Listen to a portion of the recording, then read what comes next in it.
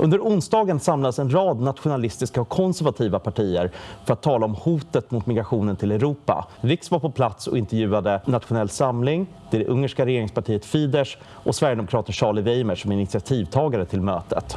Charlie Weimers, en rad konservativa och nationalistiska partier pratade idag om hotet med migrationen till Europa. Kan du berätta lite mer om presskonferensen? Ja, det lyftes ju fram olika aspekter av det förslag till migrationspakt som antogs av Europaparlamentet förra veckan som handlar om påtvingad migration från Bryssel bland annat och som inte innehåller några skrivningar om EU-finansiering av gränsbarriärer och som inte innehåller några begränsningar av hur stor migrationen till Europa får tillåtas bli. Det är klart att släpper man igenom en så liberal produkt migrationspolitiskt, ja då har vi ett hot. What's the Hungarian stance on the migration pact?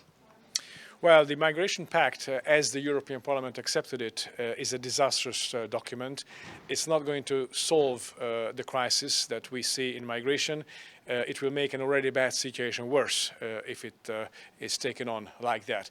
Our position is that legality must be restored in Europe, the respect of laws, including, for instance, that there are legal ways to come to Europe and there are legal ways to ask for asylum. If somebody illegally tries to come to Europe, human smugglers and NGOs and all that, it will not be accepted. It should not be accepted. Those who come illegally should be returned immediately to where they came from. A clear message has to be formulated towards the outside world that Europe respects the laws and expects others to respect existing laws and that there should be consequences if somebody breaks the law.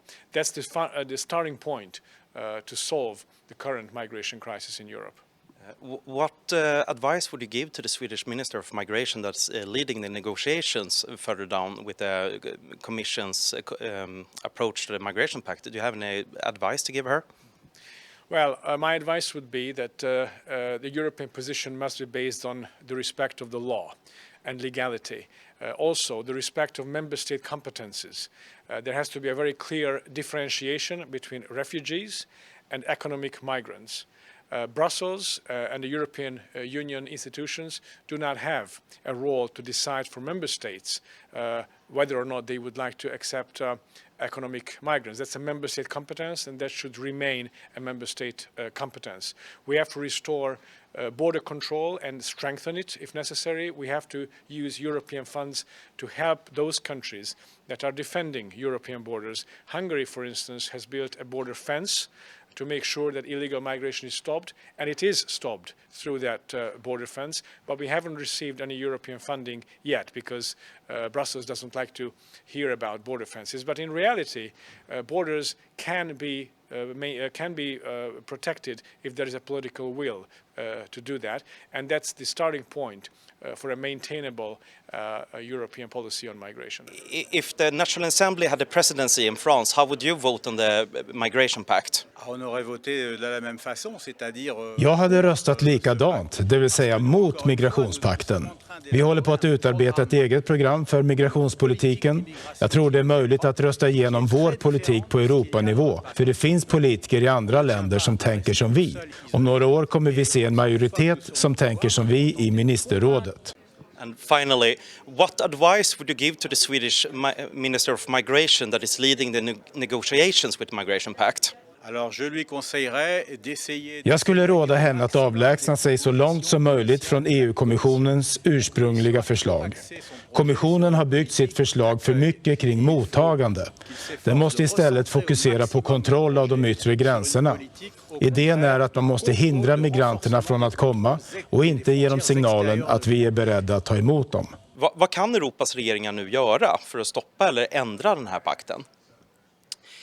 Europas regeringar kommer att sätta sig den 8 till 9 juni i rådet för rättsliga och inrikesfrågor och där kommer man eventuellt komma överens om rådets gemensamma ståndpunkt i förhållande till migrationspakten. Europaparlamentet har antagit sin ståndpunkt, EU-kommissionen har sitt förslag och nu är det upp till medlemsstaterna och där hoppas ju vi att man ska ha garantier för att det inte blir någon påtvingad migration från Bryssel. Att man har en tydlig linje som minskar illegal migration.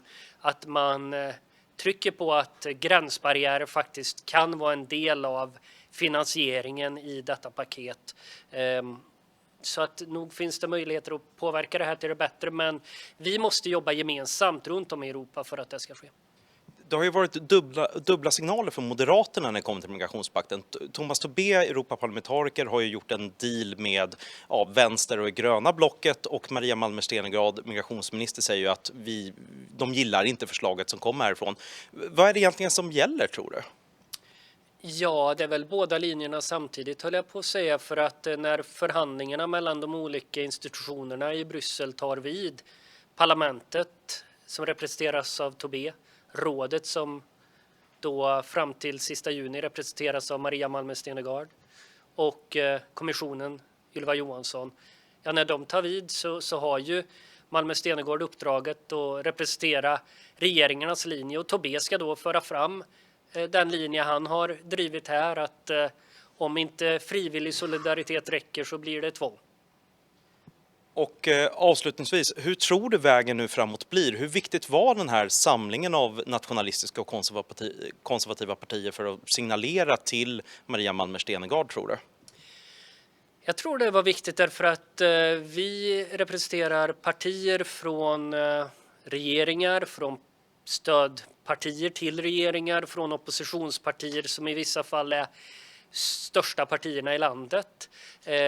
Det är klart att när vi arbetar gemensamt med att bedriva opinionsbildning, med att försöka komma fram till förslag som vi menar bör drivas i de fortsatta förhandlingarna, då blir det ett annat genomslag än om var och en sitter på sin kammare i sitt eget land och försöker komma upp med förslagen. Så den här samordningen, att det är så många partier som är beredda att arbeta tillsammans, det tror jag kommer att noteras i Stockholm. Och Dagens Nyheter har skrivit om att nu samlar Sverigedemokraterna den yttersta högern i Europa. Kan du ge en kort kommentar på Dagens Nyheters rapportering? Vi samarbetar med alla demokratiska partier som är beredda att stoppa massmigrationen till Europa. Vi samarbetar med alla demokratiska partier som liksom vi vill stoppa EUs maktövertagande över skogen, jakten, vad det vara månde.